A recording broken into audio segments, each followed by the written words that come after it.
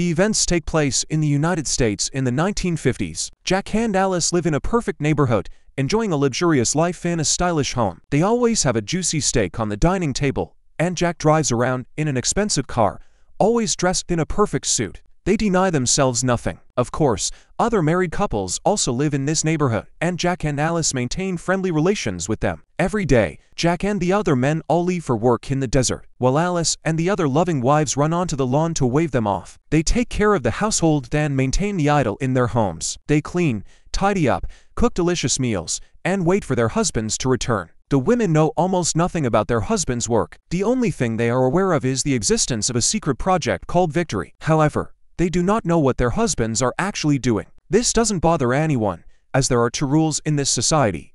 Don't ask unnecessary questions and don't enter the desert surrounding the town. It is believed that leaving the safe area will put their lives in great danger. In their free time, Alice's friends, Betty and Peggy, attend ballet classes and shop at prestigious stores. They used to be friends with another housewife, but due to her mental issues, their communication became minimal. It turned out that she took her son into the desert, deliberately putting his life in danger. As a result, the boy died. Margaret is sure that this was her punishment for curiosity. After that, she was simply crossed off the friends list, and no one tried to support her. One day, all the residents of the neighborhood gathered for a party organized by Frank and his wife Sheila. Frank is the most influential person in this community, and all the men work for him. The guests are enjoying the celebration, but soon Margaret appears and utters a strange phrase. "We don't belong here." Most ignore her words, but Alice is alarmed. She then notices Margaret's husband leading her into a distant room and trying to give her some medicine. Alice is confused and tries to discuss what she saw with Jack, but he doesn't give her a chance to speak. When Alice was preparing dinner, she noticed that the chicken eggs were empty inside. Not believing her eyes, she decided to calm down and went to the city. She took a few rounds around the city on a tram. Soon, Alice saw a plane crash in the high mountains. Despite the strict ban on going there, she decided to go to the crash site as the pilot might need help. Upon reaching the top of the mountain, she discovered a dome-shaped building. Alice tried calling for help and, touching the window, began to see hallucinations. She didn't understand what was happening and lost consciousness a moment later. When she woke up, Alice found herself at home and heard Jack doing something in the kitchen. She was surprised, as her husband never came home so early, and she didn't remember how she ended up back home. Alice asked Jack what he had seen when he came home, but he gave no answers to her questions. Jack said she was already home, and he dismissed her stories about the plane as fiction. Gradually, Alice's life turned into a nightmare. Hallucinations and paranoid thoughts consumed her. Sometimes the walls in the house pressed in on her, and a neighbor on the phone said they were all being deceived. Soon, during a ballet class, she saw something strange in the mirror's reflection. Margaret's death. She decided to talk to Margaret and went to her home, but found that Margaret, standing on the roof. Suddenly, people in red uniforms appeared and took Alice away from Margaret's body. Waiting for her husband to return from work, Alice decided to talk to him, share her suspicions and fears. However, Jack didn't believe her words. He convinced her that everything she was describing was a result of shock. According to him, Margaret was just cleaning the windows and accidentally slit. Dr. Collins, who was Frank's partner, confirmed Jack's version and prescribed Alice a sedative. In the meantime, Alice noticed a document in the doctor's bag labeled "security threat." Determined to find out the truth, she stealthily stole it. However, despite her efforts, she couldn't read the notes or get closer to the truth. Alice was confused. Was she really going insane? She didn't know the exact answer, but decided to find out the truth at all costs. The next day, all the town's residents gathered for a victory celebration party. At some point, Alice realized she could no longer stay among these people and asked Jack to go home. But he didn't listen to her, as it was extremely important for him that Frank had appointed him as his partner. Unable to hold back her emotions any longer, Alice went to the ladies' room. Her friend Betty followed her there. She noticed that something was bothering Alice and tried to find out what was wrong. Unable to hold it in, Alice told her all her worries and suspicions. But Betty didn't believe her.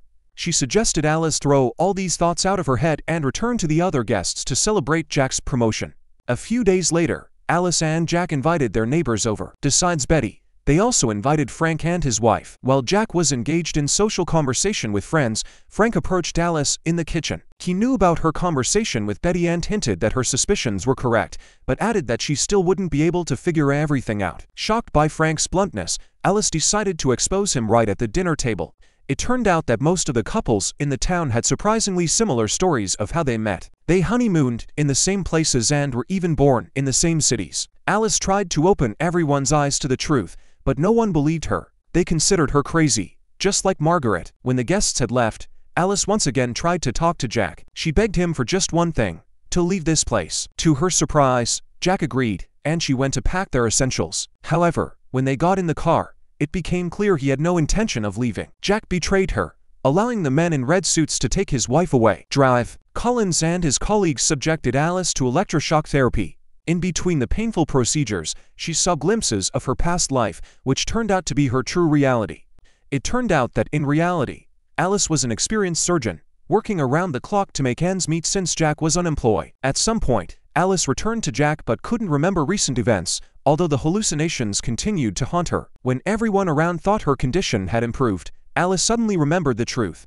It turned out that the Victory World was a simulation created by Frank, and Jack knew about it from the beginning. Moreover, he had forced her to become part of this fictional world against her will. When Jack realized Alice had remembered everything, he tried to restrain her. He swore he did it for their benefit, to give them a chance to live an ideal life. Alice was horrified and didn't know what to do. Jack explained the terms of participation in this community. Husbands took responsibility for their wives, deliberately making them enter the simulation. The people in this world weren't real. Their physical bodies were in a state of coma under the influence of unusual lenses. Alice realized that her life was a lie, and her consciousness was trapped. She wants to return to a normal life, but Jack doesn't let her go, holding her tightly in his arms. To free herself, Alice grabs a glass and strikes him. Jack falls dead to the floor. Meanwhile, Frank is informed of what happened, and he sends his men after Alice. The girl has almost no time left, as the alarm has already sounded in the streets. Daddy runs into the house and begs Alice to flee. It turns out that her friend knows about the simulation and has consciously chosen this life because here she has children whom she lost in reality. Betty tries to explain that Jack died,